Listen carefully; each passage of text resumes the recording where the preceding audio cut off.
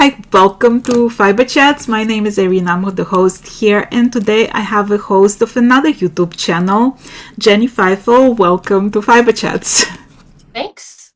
So, Thanks for for having those me. of you who, by some chance, don't know Jenny, she is the host of Sweater Freak. So, let's start with that name. Like, why Sweater Freak?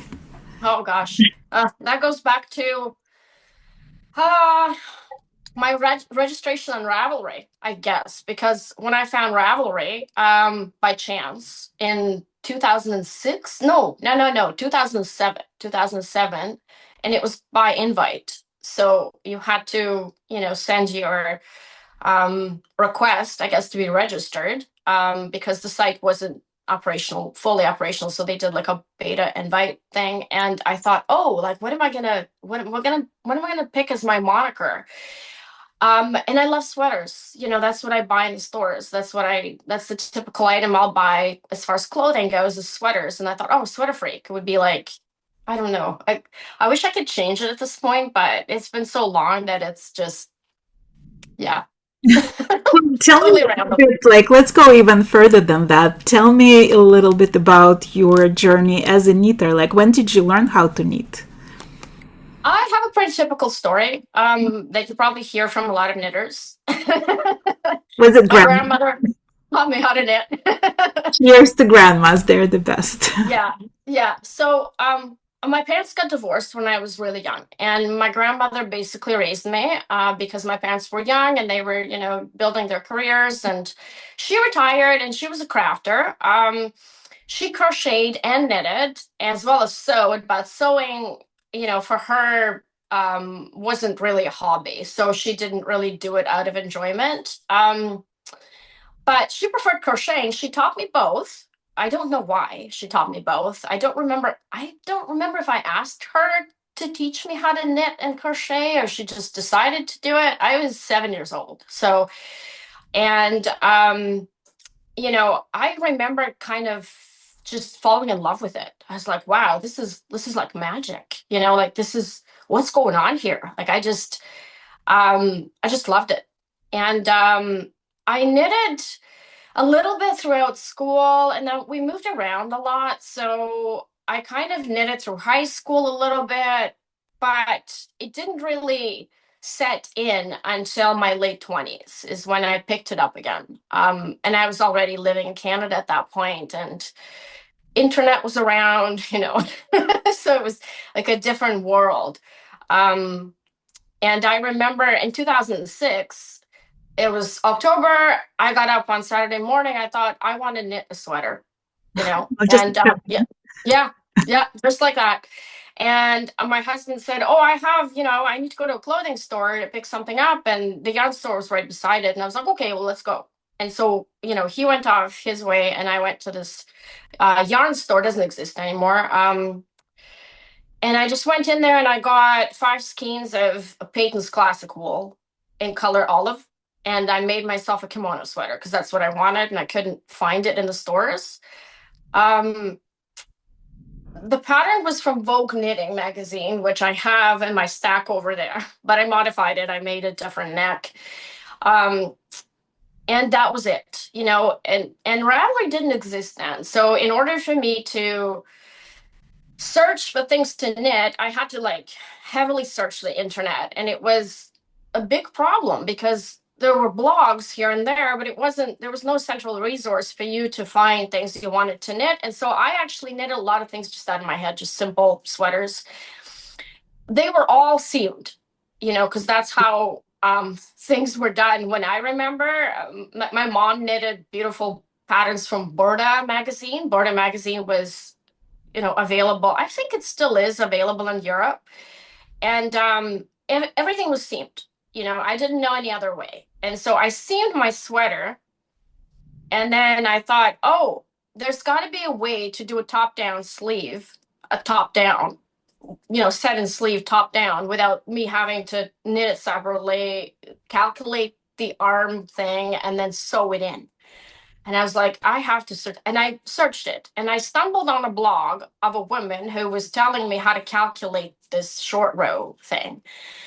And then a few days later, I went back to the blog, and the blog said, "Oh, find me on Ravelry now." And I was like, "What's Ravelry? I gotta, I gotta go there," And yeah, so that's how I registered, and I think the internet and the community of Ravelry really cemented knitting as kind of not just a trend, but more of a, I don't want to say lifestyle, but like a hobby for that's constant in people's lives. Yeah.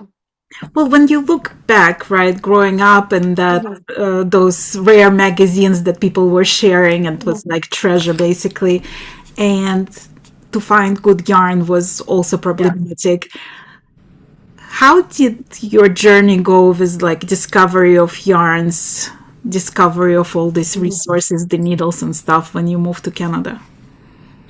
I actually didn't, I'm a pretty plain person in terms of my taste, I have to say. So, um, I love wool. I love unprocessed wool. And I'm lucky not to have sensitivities. I know some people, they can't really wear, Right. like itchy wool. They actually can't wear it. I wear Lopi on my, like, just, it itches, but it doesn't bother me, right? So for me, obviously, when I was growing up, and I grew up in the Soviet Union, in the 80s, it was the time of not having much in the store. Like people had things, but they got it through their own means. They didn't buy them. They couldn't just walk in and buy everything. Or So anything. yeah. So yarn, we actually had a lot of yarn because my grandmother, I think she collected it over the years, and she had some yarn, from before. It was mostly wool, just plain wool. Obviously, hand dyed wasn't a thing. And I remember in my family, there was only one rule, a little bit snobbish that way, but we like natural fibers. I never knit with acrylic, and that's not because there's use for it, like blankets and stuff like that. But for clothing, aside from socks, we always preferred natural fibers. And as far as sewing and knitting, and so I kind of that's the only parameter I have. I don't really care about whether it's soft or you know hand dyed, or it doesn't matter to me. I just, if I like the color, I like the color. That's it. I like the feel. Obviously, the pattern and the yarn has to match because some designs won't work with certain yarn types. But the store that I went into, it was a very small store, and I wouldn't say that it had like a large selection of stuff. I do remember they had Norwegian yarns, which at a time weren't popular, and they had Malabrigo yarns that everybody just, because the colors are so amazing, right? Everybody just walked in and they were like, "Wow," you know. Um, Obviously, it was a little bit like your eyes just, even with that relatively low selection, my eyes just went like, oh, there's all these options. Like, what do I choose, right? And I just went for Peyton's Classic Wool because it was plain, and that's Well, you know, talking about your yarn acquisition, I've been watching your YouTube channel, and every once yeah, in a while you would go into like what color suits you yeah. and how you have Hmm. a strong opinion about like the Hmm. colors that look good on you. Tell me about that story. Like, how did that develop? It's a funny story. My husband laughs at me over this all the time. Well, I follow the theory of, I guess it was early 80s when that book came out. I have the book somewhere on my shelf here. I have to find it again, but it's Carol Jackson, I think, and the she put out the book originally about the color theory of the seasons. And your coloring, of course, it's limiting because there's only 4 seasons and it's hard to fit all people in 4 groups. But I think it's a good kind of like a general guideline. And for me, it happens to be easy because I happen to be summer. It's very easy to tell. And her guidelines match me very well. I believe in looking your best, so everything I wear and everything I do is to look my best. You can look good, but why not look your best, right? When you can. So, and that's where I come from with the colors. And like, for example, this color, According to her theory, it actually not supposed to suit me because it's too bright. It's too bright. I'm supposed to wear muted colors, but I don't follow it to a T. But this is a cool tone, and it really suits me. I don't have anything yellow here. Actually, I have this project bag. Let's see how it makes my face sallow. If my face just becomes kind of too red or too sallow or just off. See, the difference is, it's very when you kind of compare the colors, you see right away. And typically I prefer the colors I actually look good on so I like blues, I like pinks, I like cool tones. I like yellows and oranges on other people, but not on me, because I can't wear them. I just don't. I feel like I'm, you know washed out and I have to use a lot of makeup. And what for? It's kind of a little bit of bummer for some people, but some people don't follow. They'll just wear whatever they want. That's fine too. It depends on you, right? Well, when you started your YouTube channel, you Mhm. started with some tutorials. And Mhm. then later on, you got into talking about yourself, talking about Mhm. your design journey, about your Mhm. knitting journey. Tell me, like, what was your vision for your YouTube channel? What did you try to achieve by doing it? And you've been doing it for quite a while. Mhm. Well, I've been designing for a while. So I started my very first design, which is this one, has been around since 2011. So that's when I started actually like putting patterns on Ravelry. Not consistently, I didn't become consistent until much later because I have a full-time job. So, so I can't really do this full time.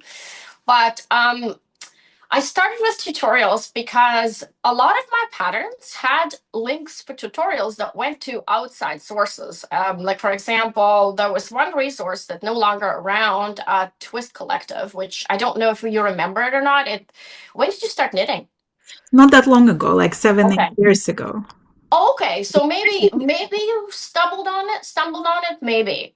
Um, I think they closed in 2017 or 2016, maybe 2018. They closed like about maybe 8 or 7 years ago. And they had a lot of tutorials, like for, all these like fancy increases and decreases. And I put tutorial links to their site. And of course, when they went out of business, they took their site down. And I thought, well, I have to have my own hub, of tutorials because I want to be reliable. I don't want people to click on dead links. I don't want people to get frustrated. And so I started the channel in 2019 just to have tutorials, like as a designer to have like a hub of tutorials basically. And I did have an earlier podcast with my friend, but we could not, we just found it kind of difficult to find the time to do it together. And Zoom wasn't a thing yet. It was 2016, so it was 10 years ago. So we did that for a while, but we kind of stopped. And then she stopped knitting. So,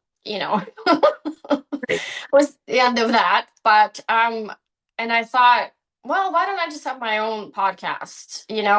I can do it more or less consistently. I can answer questions, or I can talk about my patterns, or I can, talk about my plans or what I'm working on.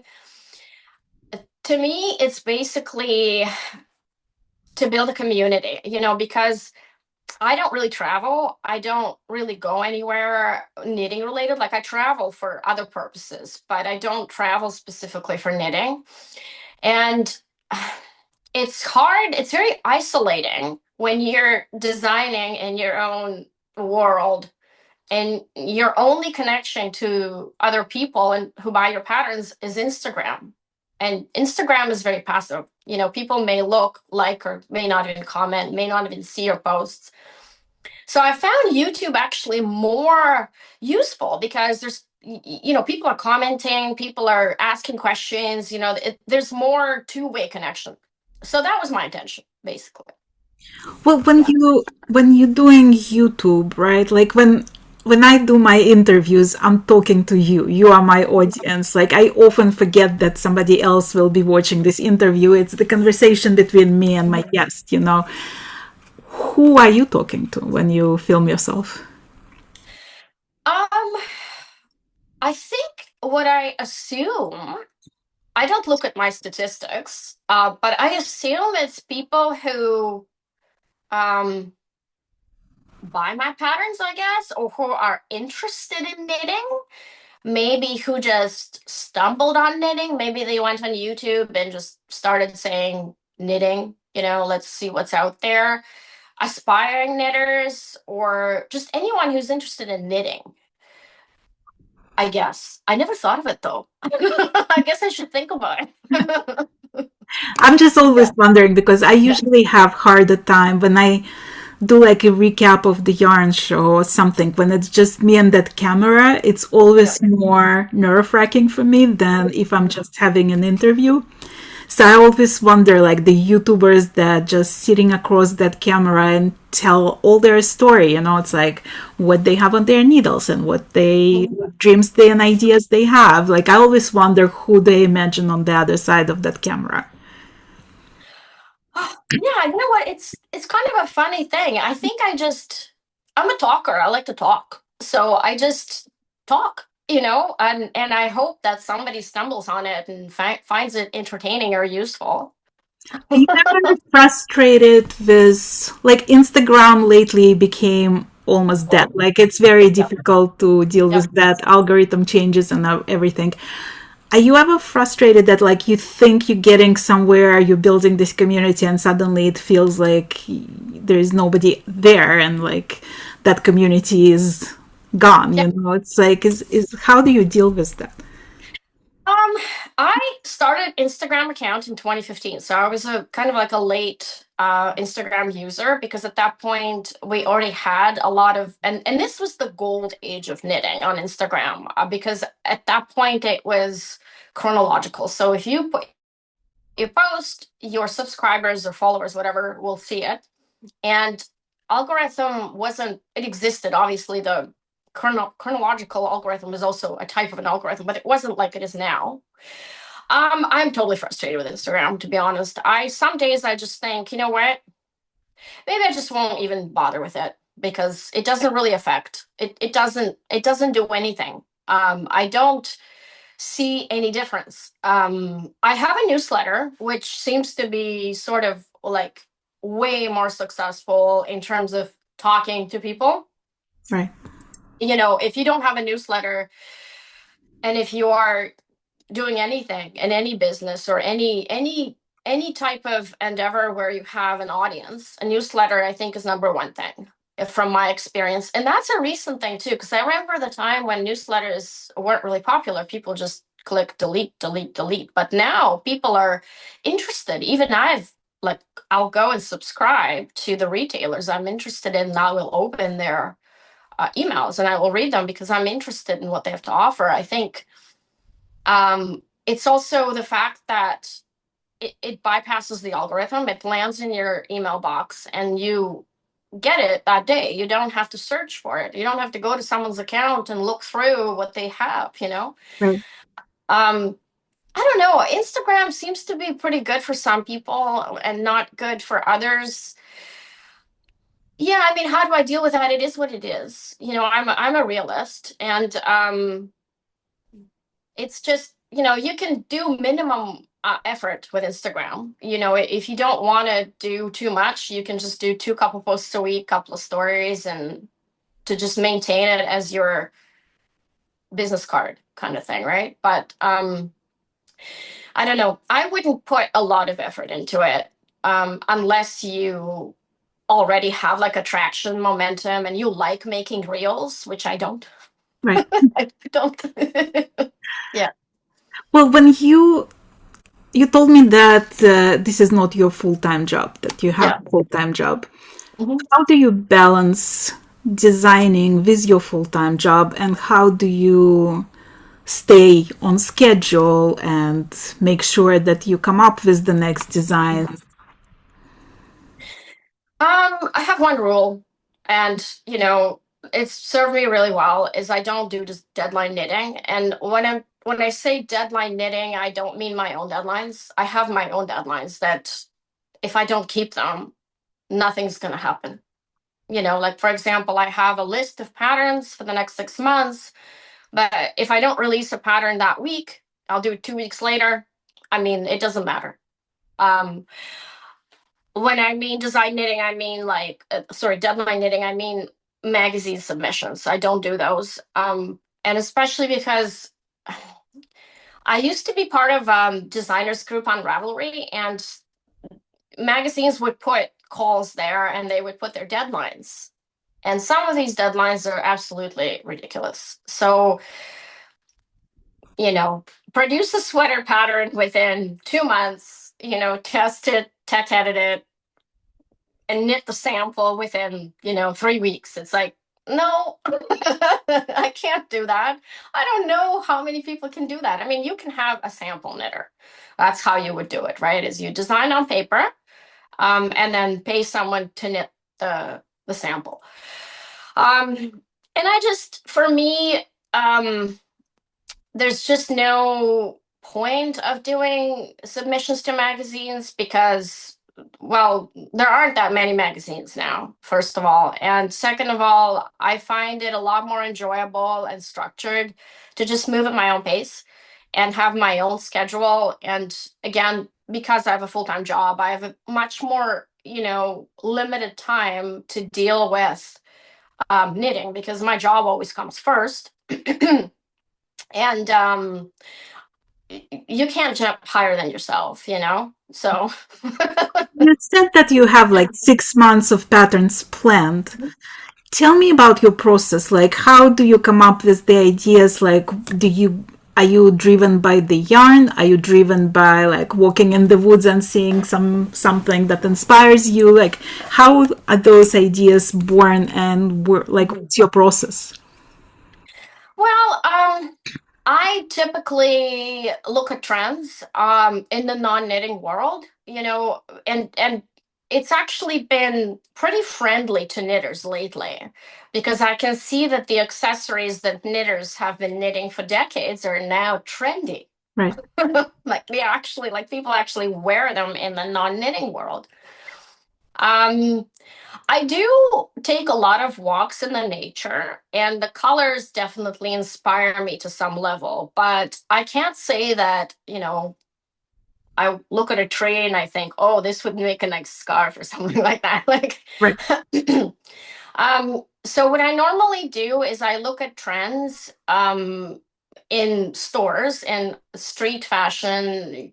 There's different stores that cater to most people, I would say, and especially kind of like a general trend. I'm not saying like trendy as in one season trend, but just what people are wearing out there. I live in a kind of a secluded area. There's just not a lot of fashion dressing here. So if I go out to the city, then I can see people more or less dressed and I can see what's trendy. But I think online, fashion shows, Pinterest helps a lot just to see what's out there. And then yarn obviously is a big inspiration. Like when I saw this color, for example, and this color is discontinued, unfortunately. It's called Lapis by Madeline Tosh. That's the color. I just love this color. I have sweater quantity of it. I thought, oh, this needs to be an infinity scarf. And for example, infinity scarves 15 years ago were a thing, right? And they're not a thing now. I still wear them, but I know they're not a thing. Maybe they'll come back, they'll probably come back, but we have other accessories now that people are working and knitting. And when you take a trend from a store, it won't be like what you're knitting. So you can take a general shape and then you can change it and, put your own spin on it and make it knit, knit special. So you can put lace you find somewhere on it. You can put a stripe pattern or different rib pattern to kind of make it a little bit more special, not just a plain scarf, which is fine too, but, if you want something interesting, right? So that's how I generally plan things out, and I always leave a little bit of room for something sporadic. Like if I have an idea, I know that I have some time, I can just fit that in somehow. And that's why I like that flexibility. I don't want to be bound by a deadline, because if you're bound by a deadline, you can't fit anything in, Right. right? Well, Yeah. when you work on a project, like, are you working on one project at the time, or do you have like 10 different projects going on at the same time? I have a lot of projects, but I typically work on two or three at a time because I find it too, anxiety inducing if I have like, I can't work on, seven at a time, because then I forget what I did where. A two or three is manageable. But I think that monogamous knitting is actually the best if you want to achieve a result. It's boring, but it's the best because then you can just kind of, kill this thing to the end. You're gonna finish it, right? So I knitted my husband a sweater over December, and he's 6'3". So I thought, okay, this is never gonna get done. This is not gonna get done. 3 weeks I was done, because that's the only project I worked on. And now I've got a large gap where I don't have any designs to release because of that. But that's okay. Are there like ever times when you're not in the mood for knitting, or you're not knitting, or you don't have any design inspirations? um, of course, yeah, I have lots of times when I'm not in the mood for knitting. Yeah. But I'm the way I operate in life is a little different to most people. I go by the statement that my grandmother again taught me: is appetite comes with food. And I just start knitting, and I knit, because I find that if I just follow life as just kind of follow my mood, it's usually not gonna lead me to a good place. So I have to have discipline and structure, and I am a very disciplined person, and I think that helped me in life quite a bit in knitting and other areas. As far as design inspiration, I typically keep a large notebook with ideas. And so even on days when I am not feeling it, I have something to fall back on. Like I can open the book and I can see, oh, what was I thinking here? What did I want to do here, kind of thing. And so that way I'm always moving forward. I don't just sit there and kind of, oh, I'm lost and I don't know what I'm doing. So write things down. Yeah. When I'm thinking about like life in back in Soviet Union, right? Mhm. Because you and I both coming from there. Yeah. Um, Knitting was sort of like a practical thing. They didn't look at it as fiber arts by like no means. Mhm. There were some people that were much better than others at knitting. Some schools taught it, some schools didn't.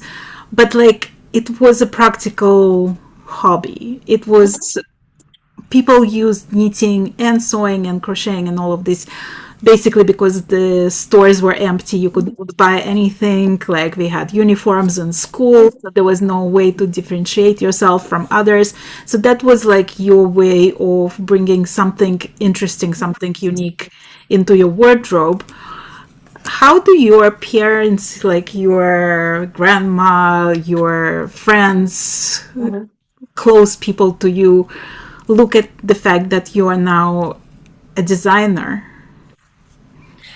Um, well, my grandmother, unfortunately, she passed away a long time ago. Just before we came here. Or actually, sorry, just after we came here. So she's been gone for 30 years. So I don't know if she would like me being a designer, to be honest, because I don't know. You probably have, well, you know what it was like in Soviet Union. They taught us that selling things is wrong, basically, right? That it's like taboo. Selling something? No, no, no. We don't sell. Um, but my family, a few generations ago, my great grandmother was a tailor, and my grandma helped her a lot when she was young, and that's why my grandma associated sewing with a job. So, and I also associate sewing with a job because I was raised by her, and to me, sewing, well, I have high standards for sewing. So It's much harder than knitting, much, much harder. And you know, you have to have a table, you have to cut the cut the fabric. You better measure it Right. 7 or 10 times because that's it. It's not like knitting. You cannot redo it. The cut, that's done, right?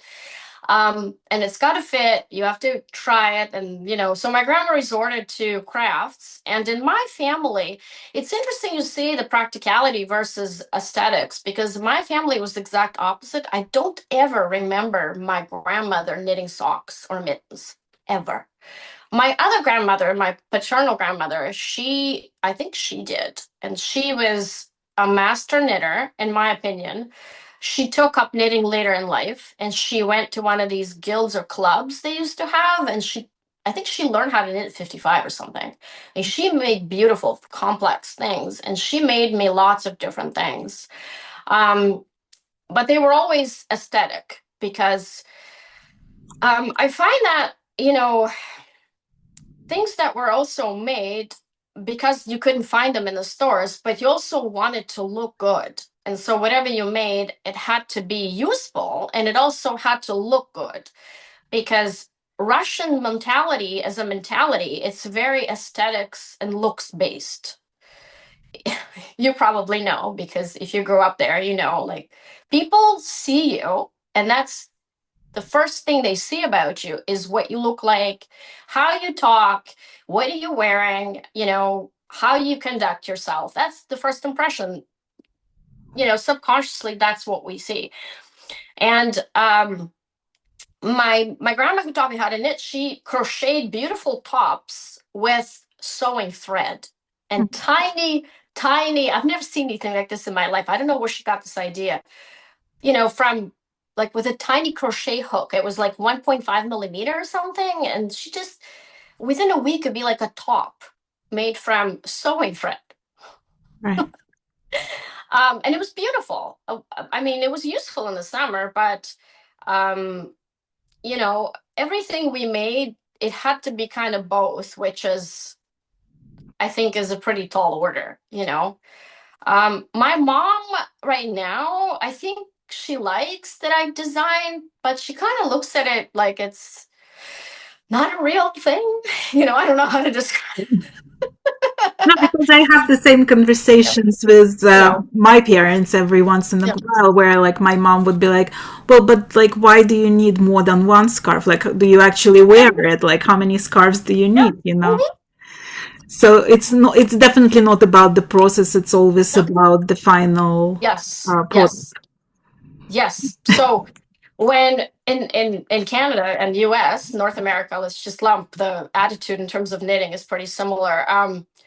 You know, it's I heard this distinction, process knitter versus project knitter. And I was like, what do you mean? It's about the end result. What do you mean? It's about some people just they'll buy yarn, they'll knit, undo, and then do again. It's for them, it's like going to the theater, you know, it's about the process, I right? personally like changed in that respect because like when I first started, right, and maybe it's because I was an adult when I really started knitting. I mean, my grandmother also taught me when I was 7, but that was like couple sessions, and so I only knew the very basics.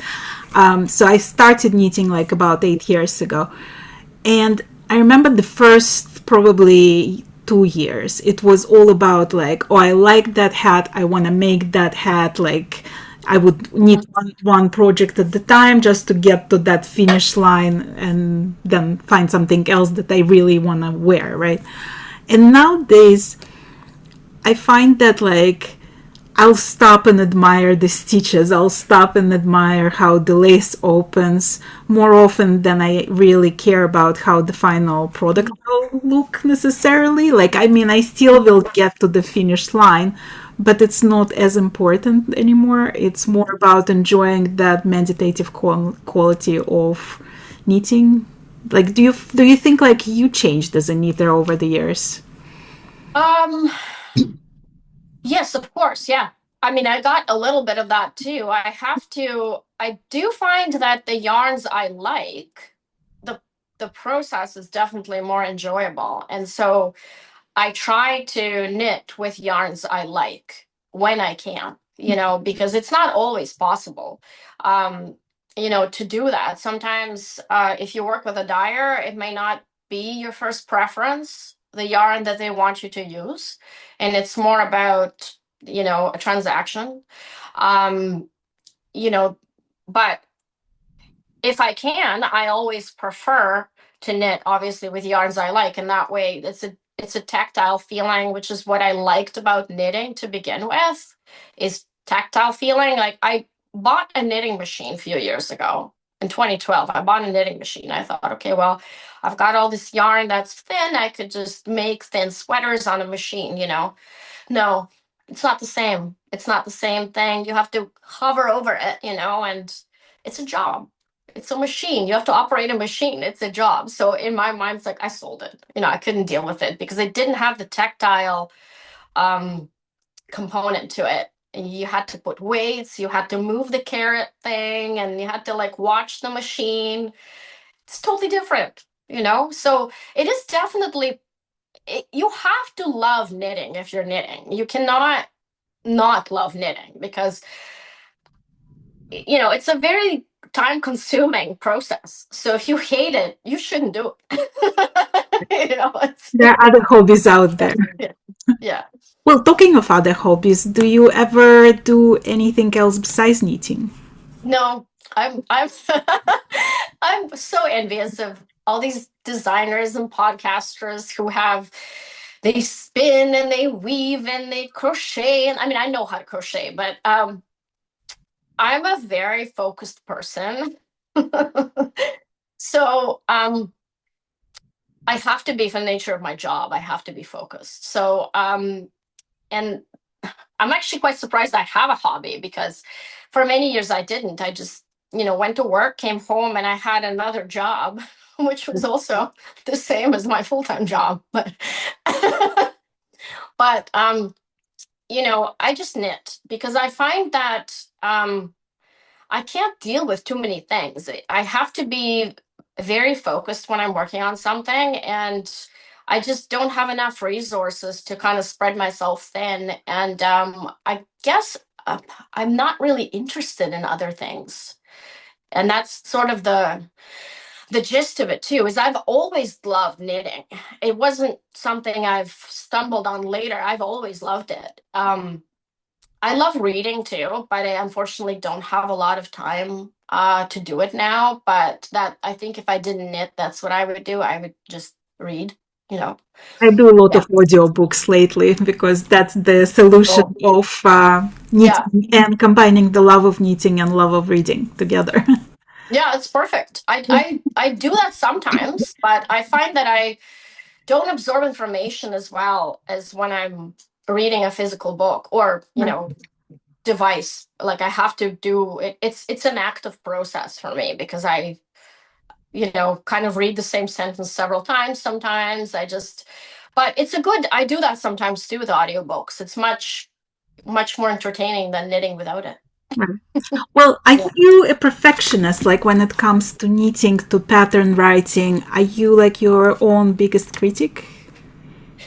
Um, with the pattern, sorry, with the sample, typically, if I can fix something without undoing the whole thing, I will do that. So sometimes I'll cut and I'll, graft it later, or I'll use a sewing thread to kind of with the same color to weave it in and, make it invisible. So basically, as long as you can't tell it's there, I'm okay with it. If I can tell it's there, or if a cable is crossed the wrong way, or if one sleeve is shorter than the other, or sleeves are too short, my biggest pet peeve, sleeves too short.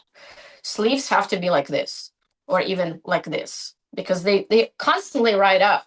Right. So if I have a design and I wash the sweater and my sleeves are like that, it's not going to work. um, so typically what I do is I don't cut the yarn until I block my sweater. Yeah, and I'll undo, or sometimes I'll throw to get the correct length. I'll throw the stitches on scrap yarn. I'll block my sweater, and then I'll add the rib or remove the rib and then bind off. So yeah, I guess I'm a perfectionist. What about I've pattern embraced it. writing? I've embraced it. Um, so in my real job, in my full-time job, I'm a software developer, and I find that there's a lot of similarities between writing code, which is just a set of instructions for a computer, and pattern writing. Because what I've tried to do is to have patterns written in a way that they're logical, and that the parts that are a repeat are always put as a repeat, for example. And so people know that this is part one, part two, and so on and so forth. I love charts, and I will do charts whenever I can. But in most of my patterns, I also provide written instructions, and that's something I don't want to do. I don't want to do it, but I'll do it because I know people like it. And I used to be one of these people. So Right. that's why I do it until I just kind of clued in and I thought, oh, chart is like, why do you need all this verbose essay? You just have a chart you can see. But I know a lot of people still they don't like chart. They don't want to do it. And for people, who buy patterns, it's a hobby. They want to relax. They want to knit what they want to knit and how they want to knit it. And so I try to also, and most of my patterns have, like for mosaic specifically, for example, I have a lot of mosaic patterns. So I think that almost all of them I put word instructions. So for patterns, yes, what I try to do is have it written logically. I still get questions from people, don't get me wrong, because pattern writing is such a subjective thing. You won't find two patterns that are the same. Even for a garter stitched scarf, the patterns will be different Right. because it's two different people writing them, right? So Is that the point of frustration for you ever? Because I find that there is, like, it's probably like the only industry I can think of where there is no real rules or curriculums. Like, the most common story is my grandma taught me how to knit, and like, you don't necessarily, like, there are a lot of knitters who been knitting all their life and they don't know how to read their fabric, and you know and same comes to pattern writing. Does that ever frustrate you, that it's sort of like learn for yourself, figure out for yourself kind of no, industry? no, not at all. Not at all, because I can tell you, in my industry, in my professional industry, you'd be surprised, but you don't need a degree to be a software developer. It helps. Like, Right. it helps. I haven't. It helps. It's easier to get hired. But if you are self-taught and you've got the correct attitude and you have the brains that work that way, you can go get a job and you can go out there. I'll give you an example compared to the engineers. Engineers have a license. We don't have a license. We can go and write software for Boeing Company and then have a plane crash and kill a bunch of people. That bothers me a lot more than knitting, because knitting, as much as people get in their capsule and think we're so important, nah, it's just knitting. You bought a pattern, it's not expensive, um, relatively compared to sewing patterns. I don't sell knit like finished goods, I sell instructions. So it's still at the end, it still depends on the knitter to achieve the result that they want to achieve. But at the end of the day, no one's going to die. Right. Well, like when it comes to your regular work, right? Yeah. I'm sure you have no hesitation of charging what you feel like is a right rate for your work. When it comes to writing patterns, the amount of work, I started designing just to see how much work goes into writing a pattern, just for like basically for my own information, right? You need to come up with the idea. You need to actually knit that idea. You need to write down the pattern. You need to take good pictures. You need to find testers. You need to find the tech editor. And then like all of it has to come together. And at the end, you're hesitant of charging money for this pattern because there are other people who charge less and not everybody charges more. And how do you decide the value of that pattern? What's your thought process of this thing? I try to, in terms of pricing, obviously our industry is not as, like knitting patterns are much cheaper than sewing patterns. You probably know, but someone probably told you if Right. you haven't encountered the difference yourself in price. Probably sometimes three times the price, twice to three times the price. I don't know why it's like that, but I've tried to stay kind of in the middle in terms of pricing. I'm not going to charge $15 for a sweater because there's very few designers that do that. And at the end of the day, mathematically, you won't sell as much. Like your total won't be as much as if your price were lower. Um, Designing gets easier as you go. So some of the things you've done before, it sort of will serve you, and the time you use to create patterns will decrease. So everything kind of starts to flow, like for example, once you film all your tutorials, you can just use these links to put in your patterns, your Right. future patterns, right? um I mean, still, it's a lot of work. It's a lot of work, but I look at it from a different point of view. I think if you told me 40 years ago that someone's going to pay someone for a garter stitch scarf, I'd laugh in your face.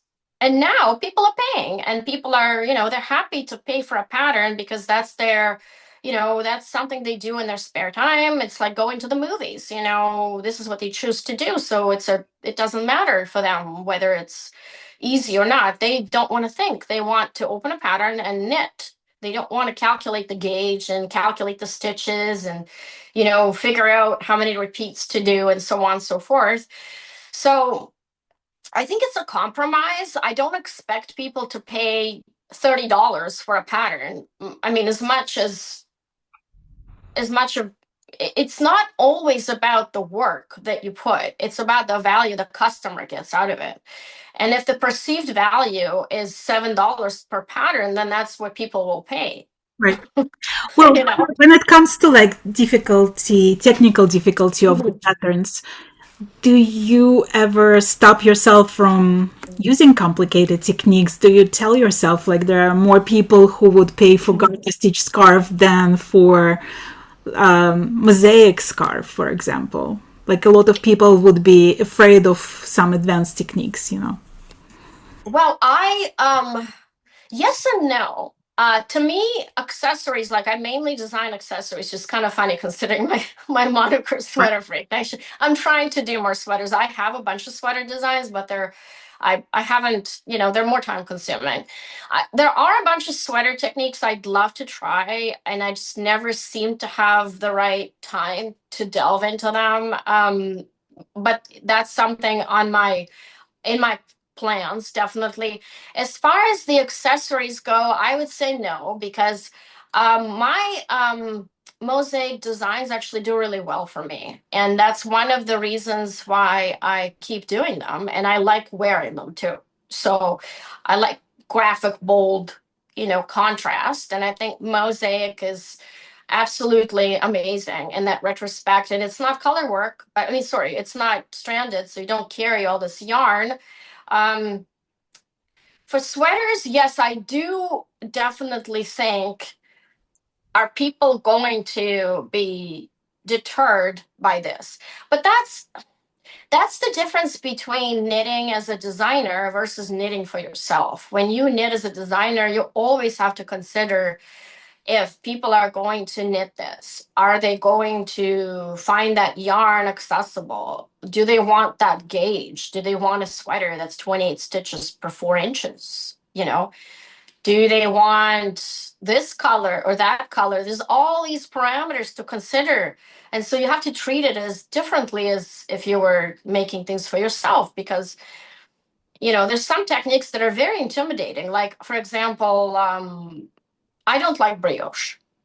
I don't do brioche. This is something I don't do. I've tried it. It's not my thing. And when I have a book about brioche with all these decreases and increases, and I'm just, you know, I mean, I'm not a big fan of look of brioche either. So I'm sure that kind of also deters me from trying all these decreases and increases. But um, I see designers who love brioche and they do it all the time and they have audiences. So it just depends who's your audience too, right? Like if your audience loves it, they're there because they love it. And they're there, they expect that from you because that's how they found you. So I feel like mosaic is kind of like that for me. That a lot of people stumbled on my patterns because I did mosaic. And but once you kind of lock yourself in that, it's hard to go to other areas. Like for example, sweaters for me, I would love to do more sweaters, but it's just more time consuming. Yeah.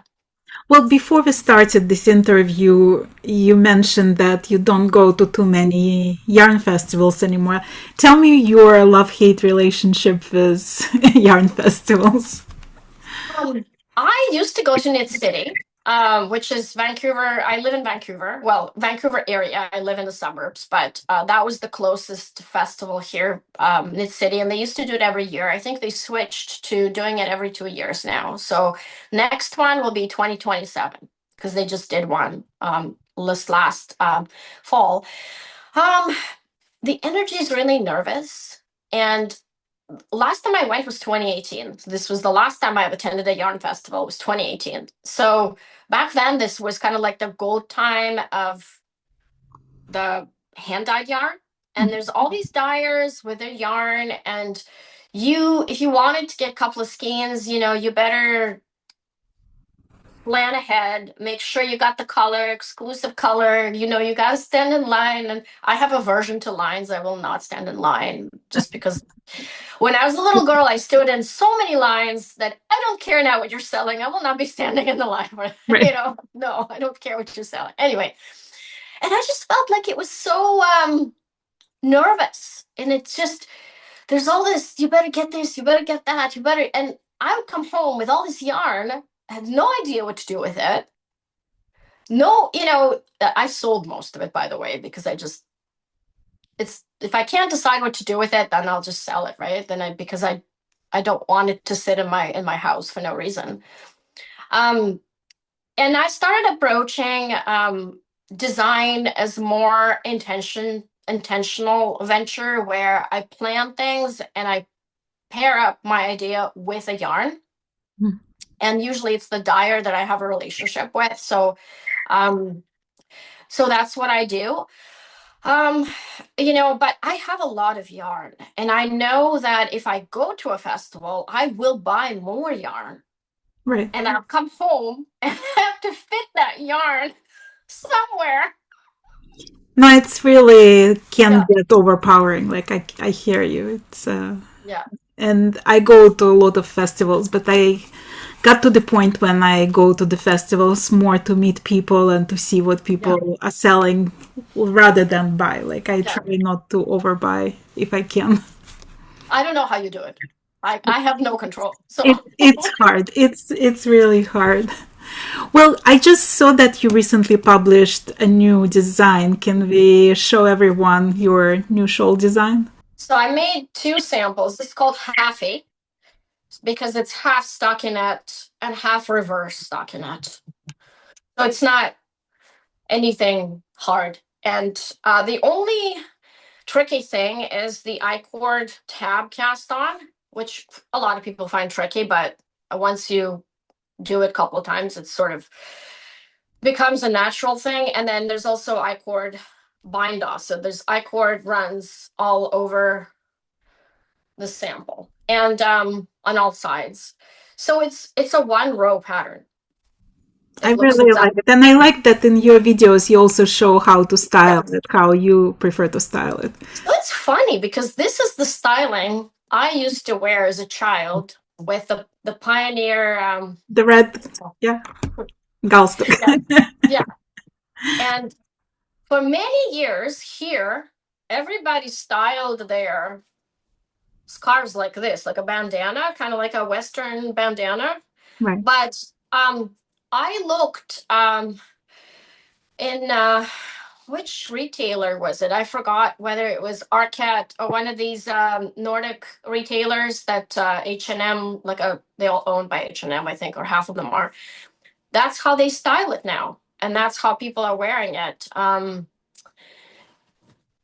That are fashionistas, apparently. So it's not new. It's very, very old way to style a scarf. And I kind of look at it as a silk scarf trend, which I love. I collect silk scarves. I've got a lot of them. And I wear them quite a bit in the summer. So this is sort of like a knit Version of that. spin Yeah. on that, I actually prefer a smaller version myself. I knit a larger version from Clinton Hill Cashmere, bespoke DK. So it's a DK weight pattern. And this is a large, this is a shawl, I would say. This is not a scarf. So this is a shawl size. And, you can style it like this too, but it's definitely a different look, you know? Well, the best way for people to get information about all your upcoming designs is usually through the newsletters, if I understand it correctly. Yeah. So I'm gonna put the description in the description of this video, all the information on how people can find you on Ravelry and your newsletter, your website, your YouTube channel, and hopefully, like you guys can discover more of patterns by Jenny on her website. Thank you so very much for being my guest today. I really enjoyed our conversation. Thank you. Thanks for having me. Me too. My pleasure. Thank you.